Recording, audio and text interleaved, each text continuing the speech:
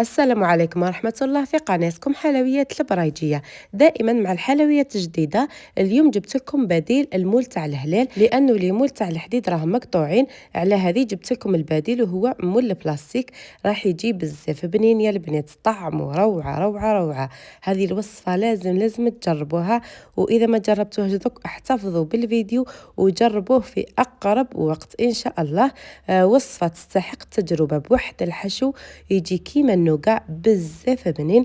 ما تعطيوش الوصفة هذه، وكيما راني نفيدكم بالوصفات الناجحة ان شاء الله برك تفيدوني بالجيم والتعليق. عندي هنا 125 غرام مارغرين، بيضة كاملة، عندي لافاني، وعندي سكر كلاصي، درت منه مغرفة كبيرة، وعندي مغرفة كاكاو، استعملت لا مارك دادي. هنا رايح المكونات هذو نخلطهم مع بعض. درت ثاني مغرفة كبيرة تاع نشا من عند دادي. طلعت المكونات هذو بالباتور حتى يولي لون الخليط فاتح. هاوليكم القوام اللي نتحصلوا عليه. وهنا ضفت عليها مغرفة كبيرة نتاع جلجلان محمص. اللي تحب تستغنى على هذه الخطوة تستغنى عليها، ولكن يمدلها طعم روعة. ضفت الفارينة مع نص كيس خميرة كيميائية ما يعادل مغرفة صغيرة. خلط حتى تحصلت على العجينة. راح نبدا نحلها بالطابع تاع الهلال. بالنسبة لهذا الطابع والمول تلقاهم متوفرين عند محلات سامرة أمبالاج، اللي في الكوشة أنفاس بازار الأميرات، ولاية برج بوعريريج.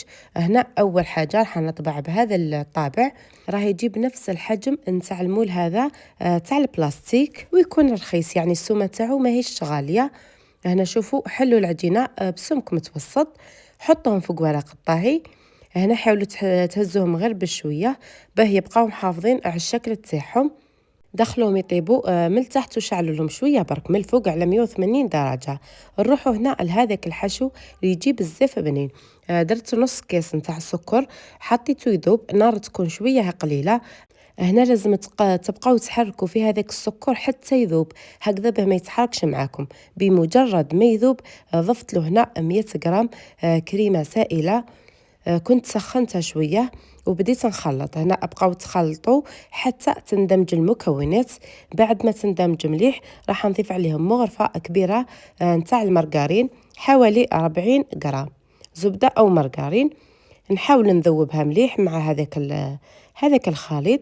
بعد ما ذبت معايا ضفت لها الشيكولا البيضاء، درت 150 غرام، كنت قطعتها وضفتها حتى ذابت.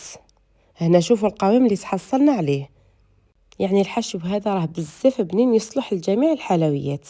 هنا راح نضيف عليه هذا المكون اللي هو كريمة اللوتس من عند كانو ماما، زادت له بنة رائعة. شوفوا القوام تاعها كيفاه يكون، يعني بنته روعة. درت مغرفة كبيرة. راح نخلط هذيك الكريمة هذه مع باقي المكونات حتى تذوب. هنا هذيك الخليط راه مازالو ساخن. هنا خلطت حتى ذابت معايا. هاو القوام اللي تحصلت عليه. ضفت عليه هنا الكاوكاو، ديروا 2 مغارف او اي نوع مكسرات متوفر عندكم، وخلطوا. هاوليكم القوام اللي تحصلنا عليه. هنا لازم تخلوهاش يعني حتى تنشف مليح مليح. هنا رايحه نلصق هذاك الصابلي، انا لصقته بالكابريز، وانتم يعني ديروا واش تحبوا مربى، تحبوا شيكولا، واش حبيتوا تلصقوا لصقوا. هنايا شوفوا راني نلصق فيه. حاولوا ديروا كل 2 حبات مع بعضهم باه يجيكم يعني بنفس الحجم. يعني كاين اللي يحطوه ماهوش متساوي، يتبدل الحجم تاعو. على هذه قلت لكم يعني لازم تحطوه غير بشويه. حاولوا تحافظوا على الشكل تاعو في البدايه. ذوبت هنا شيكولا على حمام مائي، وعندي هذا المول اللي قلت لكم جبته من عند محلات سامرة امبالاج في برج بوعريريج. هنا شوفوا، بعد ما ذوبت وخليتها بردت شويه، درت طبقه واحده في هذا المول تكون شويه رقيقه باه ندير هذاك الحشو. فقط هذه الطبقه درتها باه ما يلصقليش في المول. كما قلت لكم درتها رقيقه لانه من بعد حنقلاصيه عادي كما نقلاصو الكاطو. حطيتها في الثلاجه قسمه مسكت، وجبت هذاك الحشو.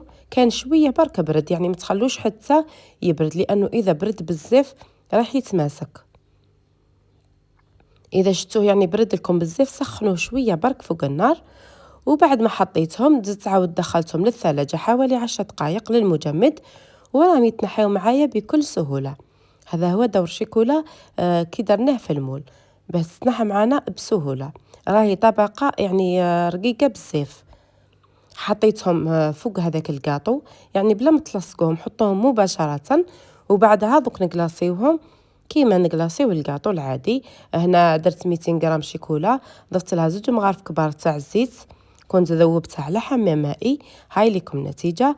ضفت عليها حوالي مغرفة أو مغرفة ونص كاوكاو، يكون محمص ومرحي شوية خشين. هنا كمية الكاوكاو نتوما تتحكموا فيها، تحبوا تكثروا تحبوا تنقصوا. رايحه نبدا نكلاصي الكاطو. شوفوا طريقتي هذه يعني اسهل طريقه تقدروا تكلاصيو بها الكاطو وتكملوا ليه. دائما حطوه فوق كيس بلاستيكي باه من بعد ما يلصقش معاكم وتجيكم العمليه سهله. البنات فضلا وليس امرا، اللي ماهيش مشتركه في قناتي تشترك. حاولوا تطلعوا لي هذا الفيديو لانه يا البنات صدقوني وصفه بزاف بنينه وتستاهل يعني صراحه تطلع.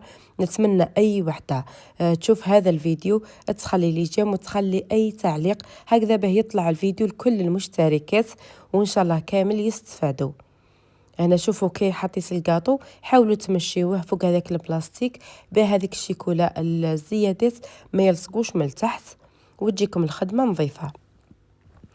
هنا هاي لكم النتيجه يعني بعد ما طيبته. صراحه كاطو بزاف بنين، يجيب يعني بواحد الطعم رائع. هنا هاي لكم لاكارت فيزيت تاع المحلات. ادخلوا برك انستغرام اكتبوا محلات سميرة امبالاج تخرج لكم. تشوفوا يعني جديد اللي عندهم. وهاو لكم الكاطو كيفاه جا. كاطو لهليلات يعني حاجة جديدة من الحلويات الجديدة في 2025. حبيت نشاركها معكم. شاركت معكم من قبل الوصفة تاع هذا الهليلات بالمول تاع الحديد، وكما قلت لكم يعني راه مقطوع.